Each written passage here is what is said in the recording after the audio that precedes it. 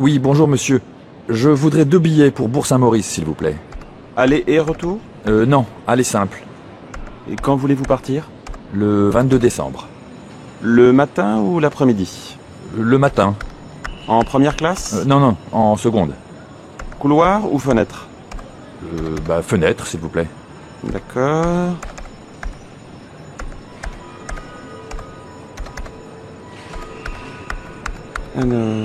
Alors, vous avez un TGV direct à 8h54 ou un TGV à 9h50 avec un changement à Chambéry. Eh bien, écoutez, je préfère prendre le train de 8h54. Ça coûte combien? Ça fait 105 €, s'il vous plaît. C'est à quel nom? Tauzin. T comme Thérèse. A-U-Z-I-N. Non, N, comme Nicolas.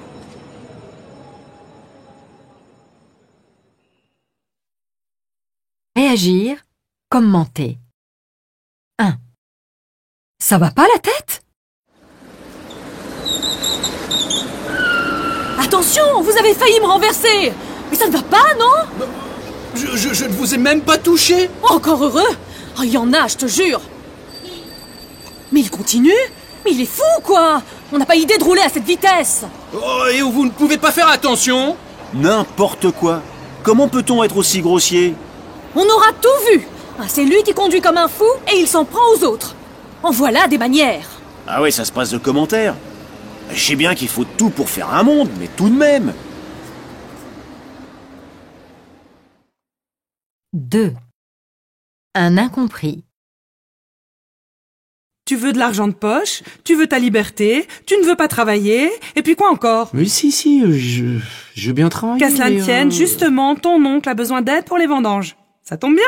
Tu pourrais te faire de l'argent de poche. Oh là, non, mais c'est trop dur, ça. Ah, ça c'est la meilleure. Tu ne peux pas te remuer un peu? Oh, maman, mais t'exagères. Au fait, tu peux me donner des sous pour m'acheter un nouveau téléphone? Alors ça, mon chéri, tu peux toujours courir. 3. C'est fichu. Oh là là! Oh, j'ai renversé tout le plat par terre! Bravo, c'est du joli. Il est cassé en 1000 morceaux. C'est papy qui va être content. Il faudrait peut-être que j'en rachète un autre. Oui, c'est la moindre des choses. Plus tard. Emma était vraiment dans tous ses états, tu sais. Grand bien lui fasse.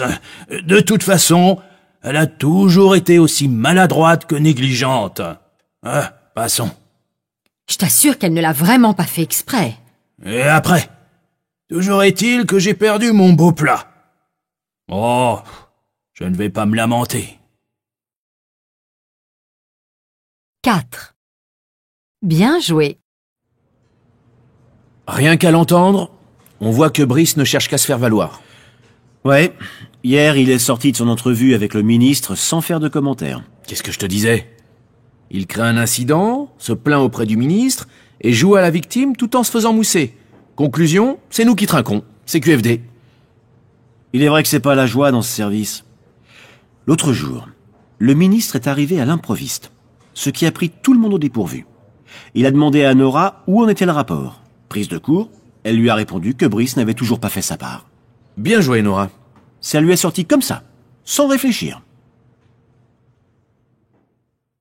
5. De mauvaises nouvelles. Tu sais que Jean-Loup est tombé très gravement malade? On lui a découvert une tumeur très rare. Mon Dieu, quelle horreur. Il est encore si jeune. Oh, c'est la loi des séries, ma parole. Déjà, il avait vécu un grand malheur il y a 2 ans. Ouais, c'est un vrai cauchemar. Lui et sa femme vivent un enfer. Je sais pas comment ils tiennent le coup. Ils encaissent sans se plaindre. C'est admirable. Quand tu penses à ceux qui font un drame de la plus petite contrariété... Oui, cela relativise les choses. Le fait qu'ils soient tous les deux très dynamiques doit les aider. Certainement. Cela explique aussi qu'ils se soient rapprochés de leurs parents. Espérons que Jean-Loup s'en sorte. Je vais lui envoyer un mot. 1. De quoi s'agit-il? Pouvez-vous me donner un aperçu de l'état d'avancement du projet? D'abord, il faut savoir qu'il s'agit d'un projet à relativement long terme, que nous mettons en œuvre depuis plusieurs mois.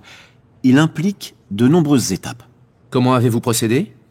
Nous sommes en train de réunir une équipe performante et soudée qui, je l'espère, nous permettra d'aboutir à des résultats concluants à plus ou moins brève échéance. Tout cela est en bonne voie. Est-ce le même genre de dispositif que celui que vous aviez mis en place l'année dernière? À peu de choses près, oui, c'est du même ordre. 2. Ça avance? Alors, pour le dossier Gauthier, on en est où? Ça avance? Eh bien, ça commence à prendre tournure, j'ai repris la plupart des éléments qu'on m'a communiqués et la demande de budget est en passe d'être acceptée. Depuis le temps que ce projet est dans les tuyaux, je me demande si on en verra le bout. Mais oui, je sais que Christian a tendance à tirer des plans sur la comète, mais cette fois-ci, nous avons bon espoir de finaliser le document d'ici la fin du mois. Et le processus d'embauche d'un nouvel ingénieur, ça en est où? Pour l'instant, c'est au point mort. Mais je vais relancer Christian à ce sujet. 3. Il faut s'adapter. Avec la mondialisation, nous sommes obligés de nous adapter aux nouvelles exigences du marché. Par exemple, en ce qui concerne les produits frais, il a fallu rectifier le tir, car nous avions relevé une nette détérioration de notre image. Les conditions de distribution se dégradent. Oui, nous nous acheminons vers une plus grande uniformisation des goûts. C'est un processus inéluctable. Cela va bousculer nos habitudes. Si on ne peut pas changer le cours des choses, il est cependant important de préserver la qualité des produits. Certes, il faut la maintenir tout en revoyant notre stratégie à moyen terme. 4. Bonne nouvelle. Tu sais que les choses ont pris un tour très positif? Un nouveau contrat a été signé, ce qui va nous permettre de nous développer sur le marché africain. J'espère que nous repartons vers une période d'expansion commerciale. C'est une très bonne nouvelle. Cela va renforcer notre positionnement sur le marché. Je vais envoyer tout de suite un mail à Sonia, comme ça, ce sera fait. En tout cas, ce contrat va faire avancer les choses. Ces derniers mois, tout était resté en plan, on n'avait pas avancé d'un pouce du point de vue de la stratégie commerciale. Je suis très soulagé de ce nouveau tournant. De repas. 1. Déjeuner ensemble. On y va? Tu viens manger un morceau avec nous? Non merci, pas aujourd'hui. Je n'ai pas le temps de déjeuner. Je vais manger sur le pouce. Tu manges trop souvent au lance-pierre. C'est pas bon pour la santé. Ce n'est pas vrai. Je reconnais que quand j'ai un petit creux, j'ai tendance à grignoter, mais il ne faut pas exagérer. Moi, je meurs de faim. Je file. Moi aussi. J'ai une de ces faims. On va au bistrot du coin? Avec plaisir. Oh, ça changera un peu des plateaux repas. Hein. 2. Prendre l'apéritif. C'est l'heure de l'apéritif. On boit un coup? Oh, je crève de soif. Avec grand plaisir. Je suis toujours d'accord pour prendre un verre. Moi je vais faire attention, parce qu'après 2 verres, je suis déjà pompette. T'as raison. L'autre jour, j'ai fait quelques excès et j'étais complètement bourré. J'ai eu une de ces gueules de bois le lendemain. Ça m'apprendra à picoler. Voilà ce que c'est que de faire un dîner un peu trop arrosé. Bon, on débouche le champagne? 4. La préparation d'une sauce. Ça te tenterait de goûter? Alors, qu'est-ce que t'en dis? C'est original. C'est un petit goût aigrelet qui est pas désagréable. Tu veux dire qu'il y a un arrière-goût un peu amer? Ouais. Je me demande si on pourrait pas adoucir la sauce avec un chouïa de miel. Ça va pas la rendre trop sirupeuse? J'ai peur que ça devienne soit écœurant, soit au contraire trop fade. La sauce doit tout de même être un peu épicée. Et bah dans ce cas, j'ajouterais aussi un peu de piment d'Espelette. Ça relèvera la sauce sans masquer le goût des champignons. Et une pointe d'ail ne ferait pas de mal non plus. Oh, j'ai bien fait de te demander. T'es le spécialiste de l'assaisonnement. Tiens, tu me passes le miel? Il y a un pot entamé dans le placard. Un été pourri. Oh, t'as vu? Ça s'est couvert depuis tout à l'heure et ça se rafraîchit. Oui, ça menaçait depuis quelque temps. Ça y est, il commence à pleuvoir. Oh là là là là, il pleut des cordes. C'est un été pourri. Il fait un temps de chien et un froid de canard. D'après la météo, ça va s'améliorer à la fin de la semaine. Oui, on est lundi. Dès vendredi, ça va se dégager. Il va faire un peu meilleur. 15 degrés. 15 degrés en plein été. T'appelles ça du beau temps? Ce sont les giboulées de printemps. Au mois de juillet? Bon, on peut quand même aller faire un tour à la plage. Sous la pluie battante? Il fait un temps à ne pas mettre le nez dehors. On sera trempés et on grelottera de froid. Arrête de râler, ça va se radoucir, j'en suis sûre. Justement, il me semble que la pluie se calme un peu. Tu viens? Avec plaisir. On marchera dans les flaques d'eau, sous le crachin. Cela nous changera de la grisaille parisienne. 2. Un froid de canard.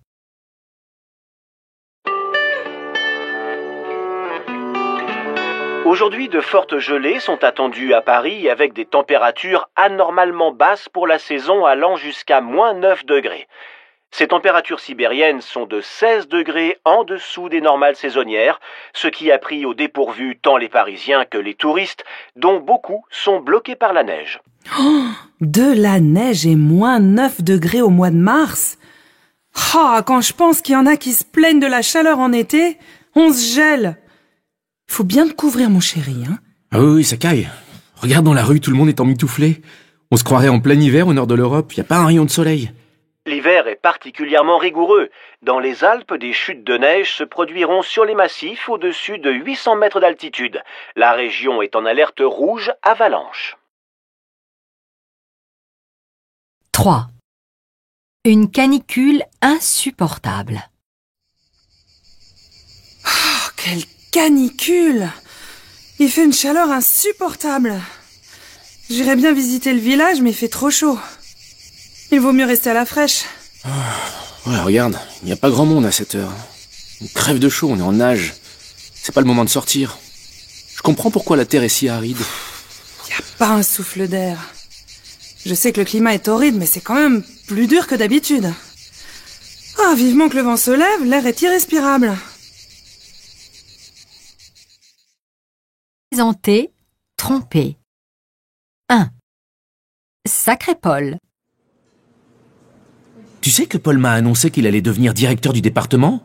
En fait, c'était du bidon. Mais sur le coup, je l'ai cru. Évidemment, il se payait ma tête. Sacré Paul, tu le connais, c'est son style. Il fait marcher tout le monde. Il peut pas s'en empêcher. Ses bons mots sont bien connus, et comme il est assez pince sans rire, on ne sait jamais si c'est du lard ou du cochon. Il m'a eu encore une fois, mais ça commence à bien faire. Les plaisanteries les plus courtes sont les meilleures. Parfois, je trouve que c'est un peu limite. Il mène tout le monde en bateau, mais moi, on me la fait pas. Quand il a répondu une boutade, je me méfie. Oui, toi tu n'es pas dupe. Mais moi au contraire, j'ai tendance à prendre tout ce qu'on me dit pour argent comptant. Je me fais avoir très facilement. Il va falloir que je sois davantage sur la défensive. Il a toujours fait des blagues et raconté des bobards. De plus ou moins bon goût d'ailleurs. Comme tous les calembours dont il abreuve son auditoire. 3. Des menteurs. Cet élève raconte tout le temps des salades. On ne peut jamais le croire. Il ment comme il respire. Disons qu'il a beaucoup d'imagination et qu'il brode un peu à partir d'éléments qui ne sont pas faux. Je reconnais qu'il a tendance à en faire des tonnes. En général, ses explications sont cousues de fil blanc, mais parfois elles tiennent la route. Je vous trouve bien indulgente. Qu'il raconte des histoires, c'est une chose, mais qu'il colporte des ragots sur les autres, c'est beaucoup plus grave. Quand on connaît son père, qui est de très mauvaise foi, il n'y a pas à s'étonner de l'attitude du gamin. Un jour où son fils avait été puni parce qu'il avait été violent, le père a prétendu qu'on ne l'avait pas prévenu, ce qui était complètement faux, bien sûr. Il a soutenu mordicus que nous étions en tort. Comment voulez-vous que son fils soit honnête avec une pareille éducation ?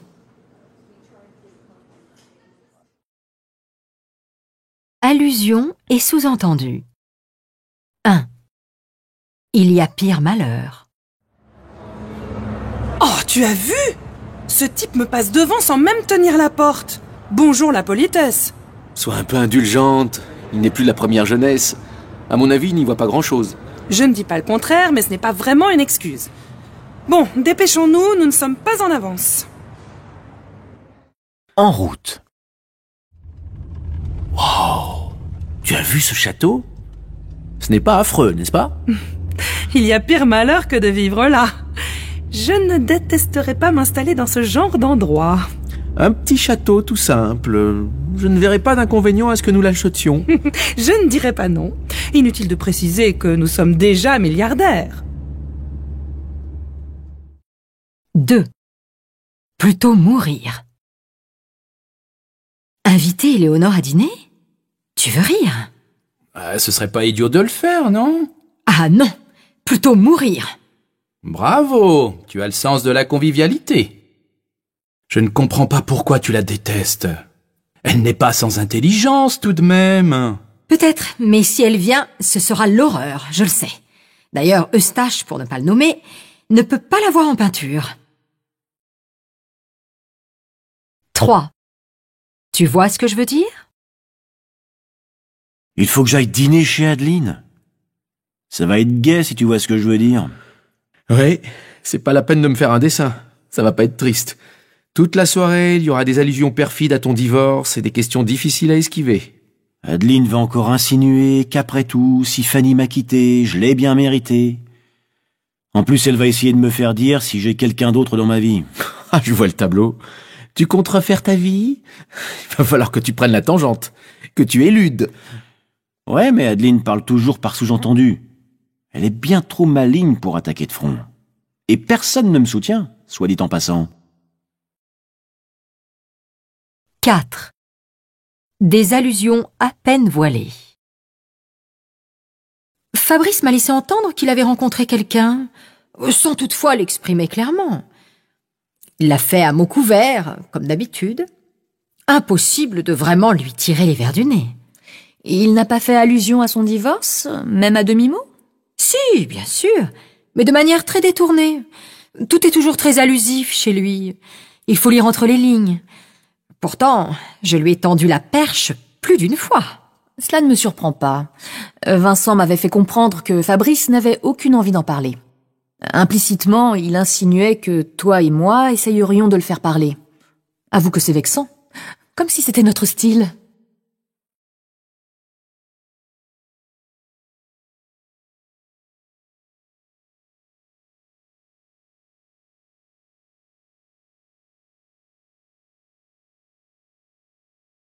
Dire ou ne pas dire.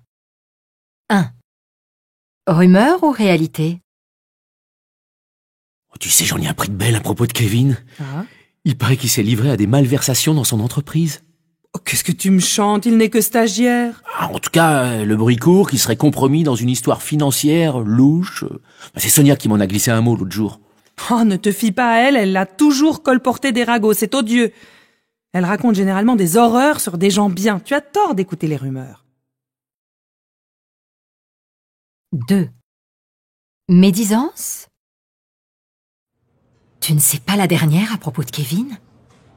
Il paraît qu'il a piqué dans la caisse. Qu'est-ce que tu me racontes? Kevin? Première nouvelle? Si, je t'assure.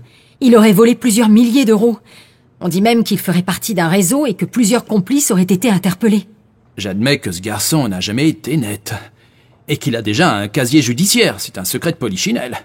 Et pourtant, je n'arrive pas à y croire. Il semblait s'être rangé. Le patron aurait décidé d'alerter les flics vendredi dernier. Nous voilà bien. Tu es sûr que ce ne sont pas des commérages? Car moi, je n'aime pas la médisance.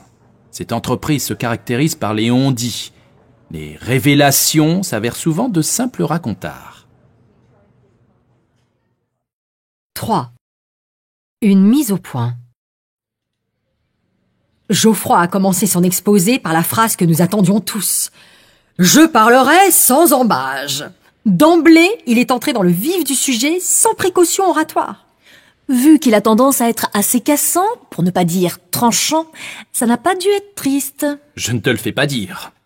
Il a tout de suite annoncé la couleur en déclarant, je cite, « Le projet souffre de diverses incohérences, ce qui risque de nous mener à la catastrophe. » Il n'a pas mâché ses mots. J'ai même cru qu'il allait dire ses 4 vérités à Aurélie. Sur un ton péremptoire, il lui a carrément dit qu'elle devait changer de stratégie. Toute l'équipe attendait qu'il remette les pendules à l'heure. La mise au point était nécessaire d'ailleurs, après toutes les dérives de ces dernières semaines. Je n'ai pas besoin de vous dire que tout cela sera abondamment commenté.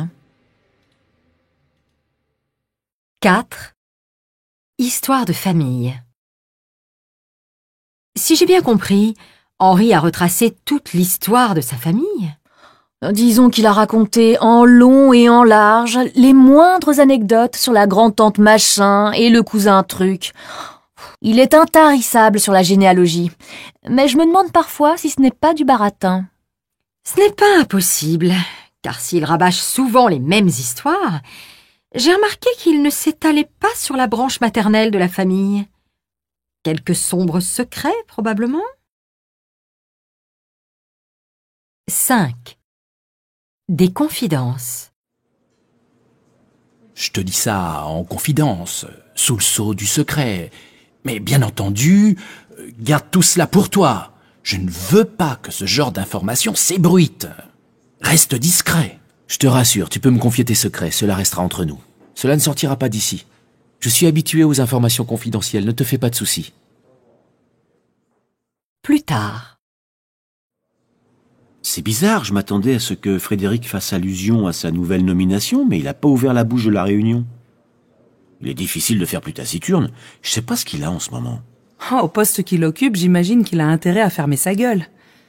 J'ai déjà remarqué que de nombreux cadres passaient un certain nombre de choses sous silence. Que veux-tu, on ne divulgue pas les secrets de l'entreprise.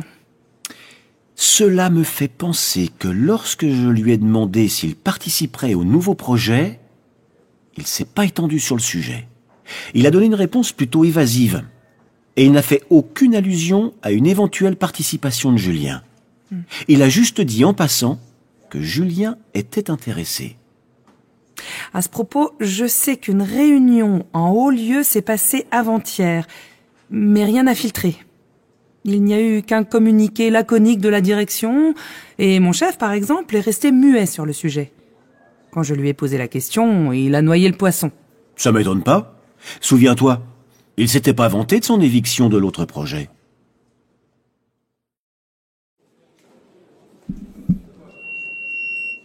Mesdames et messieurs, je vous souhaite la bienvenue dans ce colloque consacré aux énergies renouvelables. Au cours des différentes sessions, nous aborderons plusieurs questions d'actualité. Tous les intervenants, que je remercie d'être venus si nombreux, auront la possibilité de s'exprimer lors de la table ronde qui conclura la dernière séance de travail.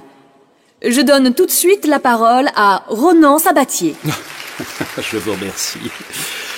En effet, nous entamerons cette discussion par un état des lieux.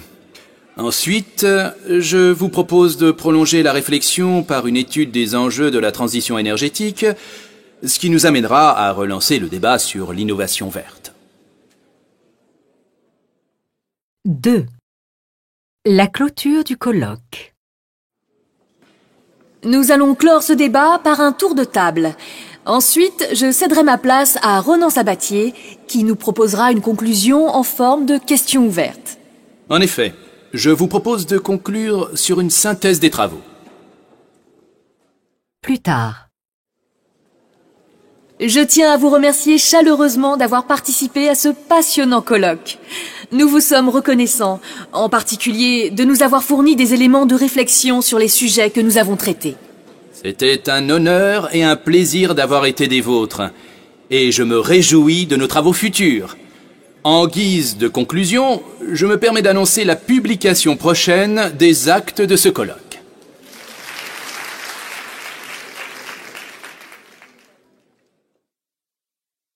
« 3. Une stratégie contestable.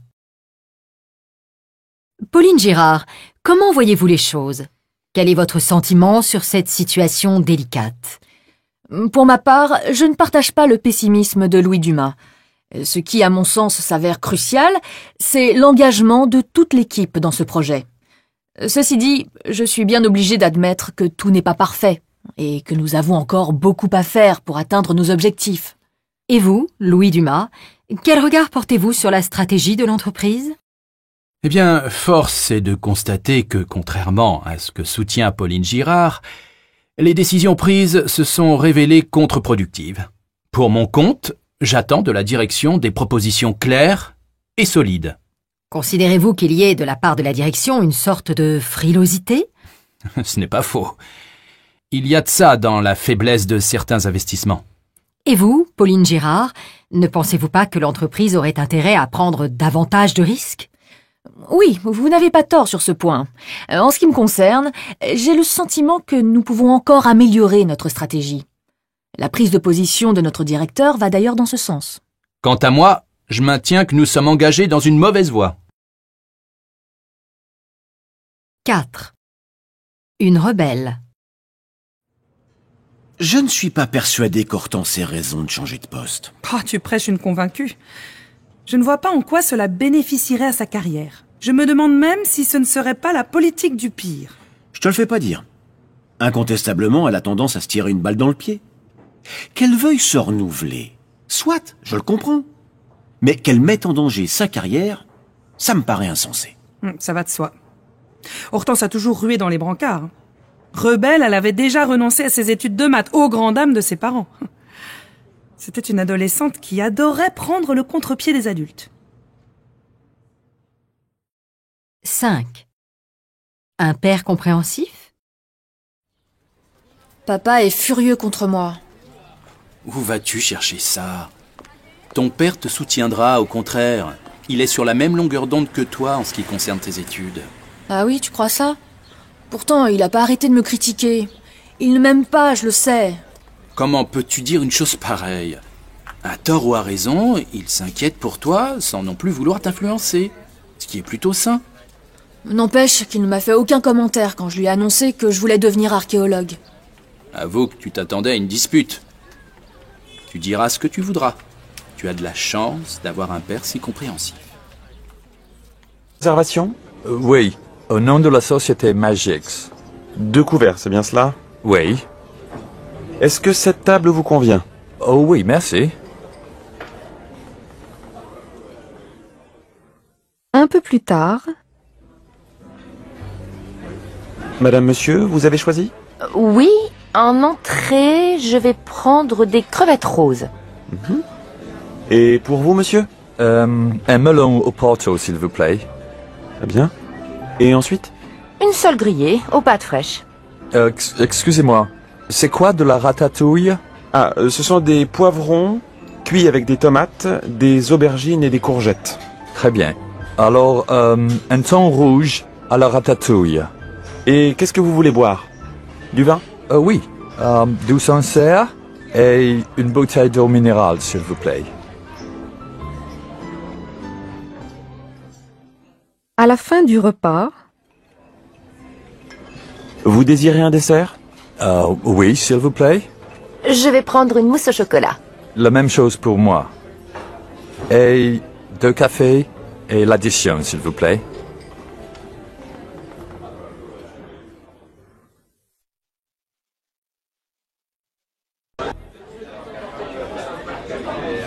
Garçon, s'il vous plaît. Oui, monsieur? Ce steak n'est pas assez cuit et les légumes sont froids. C'est inacceptable. Je suis désolé, monsieur, vous avez raison. Je vais voir avec le chef.